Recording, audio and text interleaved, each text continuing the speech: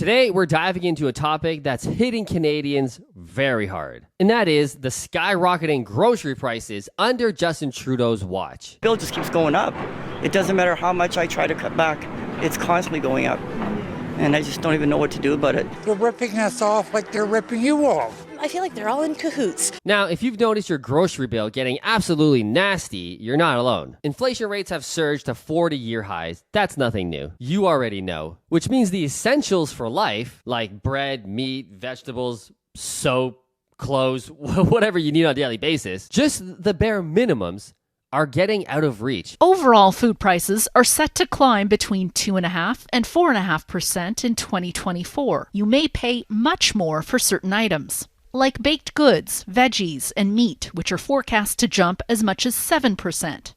An average family of four is expected to shell out about $16,300 on food. That works out to an increase of $700 compared with 2023. The pandemic, combined with the war in Ukraine, perfect friggin' timing, by the way, has totally disrupted supply chains and everything to do with trading around the world, which is really the essence of inflation. We are still feeling the effects today from the pandemic lockdowns in 2020. And let's not forget moronic government policies thrown on top of all of that to cause even more inflation, like crazy government spending, paying for everybody to stay home for way too long, locking down the economy for so long so you had to pay them. That was even stupider. This has all added pressure into the financial system, and we're still feeling the effects today. But are these really the main reason for skyrocketing prices for everything? What's really going on behind the scenes? Let's break it all down right now. First and foremost, we got increased production cost, specifically on food. Why would that be? Why have costs gone up? I mean, the supply chain today is lickety-split. So why are prices still so high? Yeah, there's a lag effect that has to work its way through the economy. It takes a couple years, but it's been a couple years. Transport, boating, airplane travel, lickety-split. Okay, we're back to 2019. Life is good. Why are food prices still so high? One thing in Canada specifically. Carbon tax. Increased fuel cost. Fuel is insanely high. Now, why? Why even do the carbon tax? What's the whole motive behind it?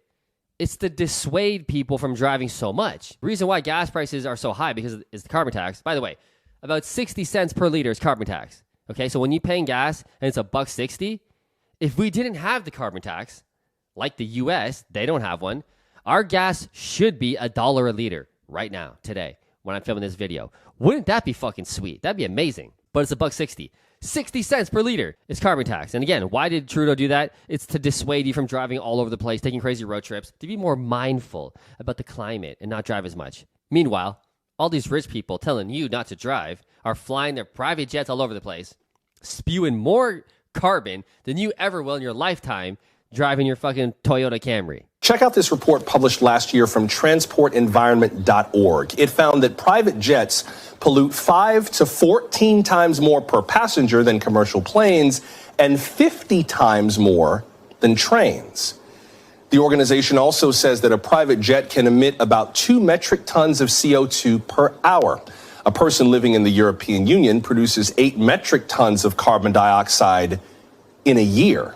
But I digress. The increased cost in fuel is supposed to be made to look like, oh, it's just an increased cost in fuel, whatever. No, dude, it gets passed on everything. That carbon tax touches everything. When farmers have to plow their fields and do what farmers do, till the ground, what are they using? Giant fucking tractors that use diesel and gasoline for some of their equipment. So if they have an increased cost of production to do their job, they're not taking a margin cut. They're just going to pass that on to the trucking company. The trucking company comes over and says, oh, you got this many bushels of celery, whatever they're trucking. Normally that trip would cost you $500 per kilometer, but they're going to go, but the increase in gas, we're not going to take a margin cut either.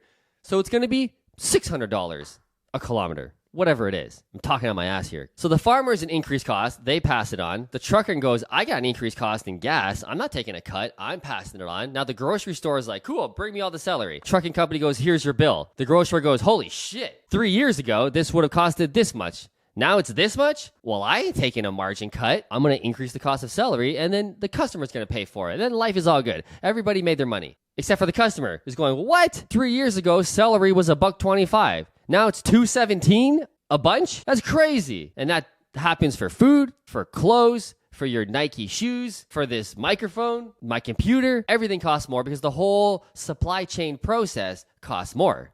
See, unintended government consequence. We talk about this all the time with economic policies, monetary policies, fiscal policies. Every government regulation, permit, law, everything has an unintended consequence. Always.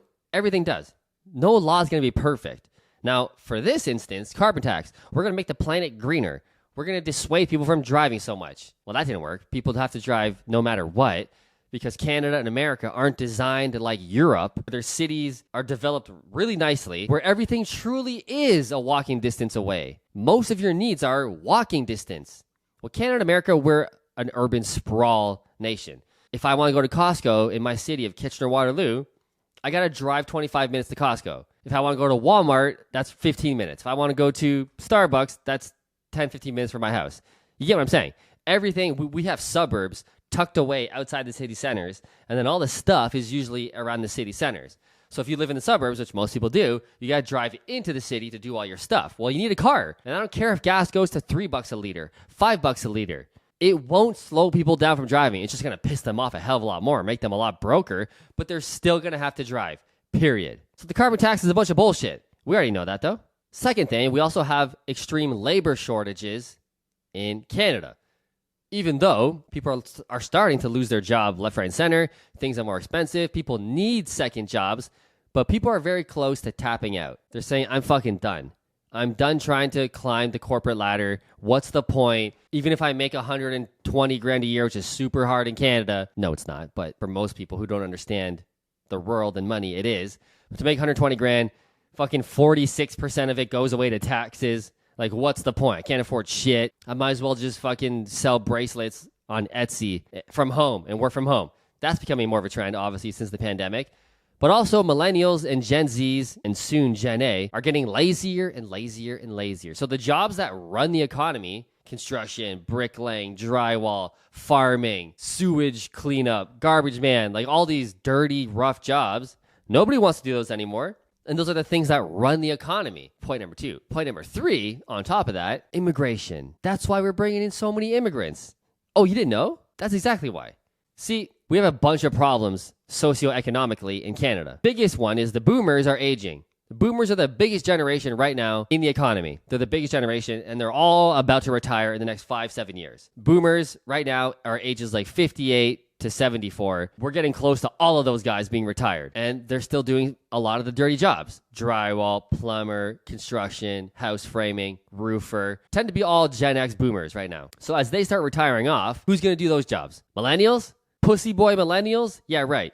And before you think I'm a pussy boy millennial for being a real estate investor and a YouTuber, I'm a carpenter by trade. After high school, I did my apprenticeship as a carpenter, had my own business renovating. I'm a blue-collar boy turned white-collar boy because I got smart and figured out how the world works. You ain't going to be wealthy and rich as a framer, that's for sure. But you can use your knowledge for the blue collars to make a really good white-collar income. Anyway, that's a whole other side tangent. But basically, people are getting soft. Nobody's doing the dirty jobs. Nobody's plowing the fields and picking the cantaloupes and all that shit. Immigrants, that's where they come in to fix the boomer retiring problem. Because let's be real, that's a big segment of the economy, retiring, and they're living on their pension. Oh, Canada doesn't like that. The government doesn't like you living for free. I gotta pay you for free? Oh, but they paid into it their whole lives, these boomers. They worked hard and they contributed to their CPP, and now they're guaranteed. Yeah, I get it. But that money's gone, okay? The governments have spent it. Trudeau's for sure spent it. And now he's got to pay for you to sit on your ass for the next 20, 30, 40 years. Because let's be real, people live longer now. That's the thing too, right? It used to be when people retire at age 62, they would die at 72. That used to be like average age in the 50s, 60s, 70s, 80s. People didn't live long. So the government was like, okay, I only got to pay this guy $1,100 a month for the next 10 years. He's probably going to die anyway, and then we're good. That's how the government thinks. That's not how I think. Because I always get reamed out for saying this thought. You just got to learn how shit works. That's what they're thinking. But now the average age is 82, 85, 86 in Canada. So if you retire at 62, which good job, and you live to 86, that's like almost half of your working life not working. You didn't pay into CPP that much. Cut the shit. You didn't pay in that much. if you live to 86, if you live to 90, which is becoming more normal. You didn't pay in for 30, 40 fucking years of free living. So who's paying for it? You think money just fucking grows on trees? Kind of. They just print more money. But there is some realness to it. So who's paying for it? Me. My generation. The Gen Zs pay for you. The Gen As will pay for you. There's not enough of Canadians. Sorry. Millennials aren't having babies like the boomers used to. Boomers used to have 2, 3, 4 kids on average. Millennials lucky to have one. Okay, we have one son. We're one and done. All my friends, I have, I don't know, close friends, 10 or 12 of us that have kids. I think 90% of those friends all have one kid. One and done. That's it. One's good enough. Life's too hard. Life's so expensive nowadays. We can only have one kid as a millennial. And as the generation goes on, Gen Zs don't even want kids at all. We'll see what Gen A is like. But basically, we're having less workers. We're creating less worker bees to go into the economy, to make money, to pay taxes, to pay the boomers to live in Florida half the year. That's your right. You earned it. But there's math here. And that's why we have so many immigrants coming. We need more worker bees, ages 20 to 30. Bring them in droves. We need them. All the boomers are retiring. We have so much debt in Canada. I need more taxpayers. Is how the government thinks. And that's why Canada has so much fucking immigration. That's it. It could be some conspiracy of why are they bringing in so many people? I wonder what the angle is. It's so they vote for Trudeau and Trudeau wins forever. Well, that's not working out, by the way. Immigrants are not liking Trudeau right now. Because they were lied to. Come to Canada. It's a great life. They get here. It's too expensive. Fuck Trudeau. That's what's happening. But the reason why we have immigration in Canada, and always have, but now it's extreme, we don't have enough worker bees and we need more taxpayers. That's it.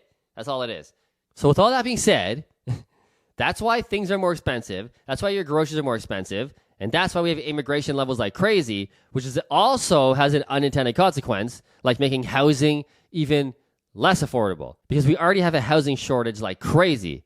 From various economic factors that I always talk about on this channel. Now you throw on a bunch of more people that come here, making housing supply an even worse issue, because we got to house all these people. Where are they going to live? And up and up and up and up the prices go. And now that interest rates are about to come down in a heavy fashion over the next 4 months, over the fall and winter, my evil Grinch smile. What do you think is going to happen to housing coming up when the mortgages get more affordable? The prices are going to fucking shoot through the roof. Oh, you were waiting for a housing crash in Canada? Not happening. Let me know all your thoughts in the comments below. I'll see you in the next video.